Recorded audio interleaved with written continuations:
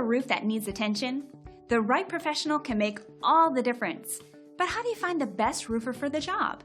It's simple when you know what to look for and the right questions to ask.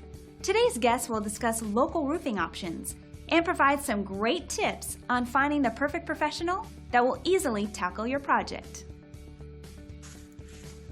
We are asked all the time, how does someone choose a roofing contractor?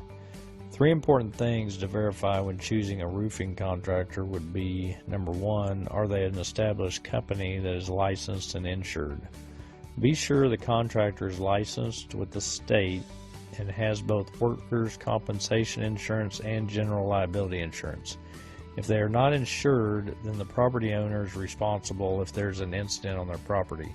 So the property owner might even call the insurance company and verify the insurance policy and that it is in effect and will be in effect throughout the duration of the project. Also, be sure the contractor is going to obtain all the necessary municipal permits. Number 2 is a local and established business with references. Can the contractor provide references, customer references, and supplier references? A property owner will not want a lien attached to their property, so call the references to validate their legitimacy. Does the contractor have a history of quality workmanship that lasts? Their references will tell you if they do quality work. And number 3 is the warranty. The main reason for verifying the stability of the roofing contractor you choose is to know their warranty is a reliable one.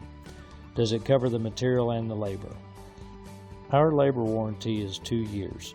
So a new roof with a 30-year shingle warranty also has a 2-year labor warranty with us at no additional cost to the property owner.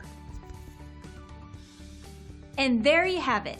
It's simple to stay focused with the right professional. To find out more information, contact today's guest at the number on your screen. Thanks for watching.